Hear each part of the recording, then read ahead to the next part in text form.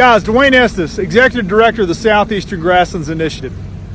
Today I'm in southwest Arkansas's Ouachita Mountains ecoregion. And this is a really cool area where the ridges run east to west. And so you can see these big or low mountains behind me. These are long chains of mountains. In some cases they run for dozens and dozens of miles. And there's a chain there. If you were to cross that ridge, then there's a long valley that parallels it. And I'm standing on this side of the mountain in one of those valleys. And you can't really see much beyond this landscape here, but I'm in a large, broad valley, and there's another ridge to my south. Now, what's interesting about these valleys is all around me are the signs of grasslands and the sort of clues to the landscape. So let's start with the ridges in the distance. What we're looking at there, that mountain out there, we're looking at its south-facing slope.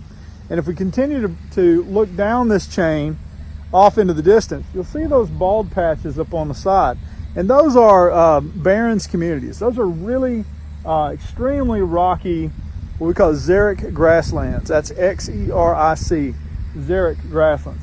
They're like miniature deserts, essentially. And there's a whole line of them, probably a couple hundred acres of these barrens and glade communities.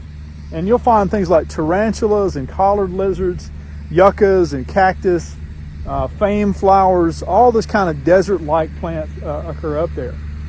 But what else is interesting, and you can't really tell it with this kind of light, and it'd be better in the wintertime, but if you look out across those ridges, you might be able to see a lot of green on those slopes. And especially, there's a lot of darker green, and those are all short-leaf pines.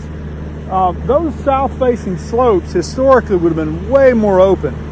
They would have been grassy understory of an open, mostly shortleaf pine, post oak woodland, a lot of blackjack oak, but the ground floor would have essentially been a grassland underneath the woodland.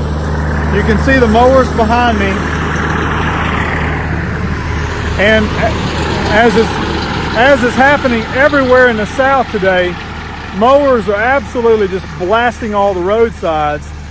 This in particular is a weedy roadside without many prairie species, but many of those that do exist are being just absolutely pummeled right now thanks to this incessant mowing that we have a fascination with in this country. But back to the problem at hand. Here comes another mower behind me. I mean, there's like 5 mowers out here just going to town. So those savannas would have covered, and open grassy woodlands would have existed on those south-facing slopes. And how would they have been maintained? They would have been maintained by fires. Those fires would have been burning throughout these valleys, and you can actually still see those remnants around. For example, in the yard of this house are a couple of these ancient sort of post oaks. Easily those post oaks could be 150 to 200 years old. And as you go down across this valley, there are these low ridges in between, and those all have the signatures of former savanna. Blackjack oak, post oak, shortleaf pine.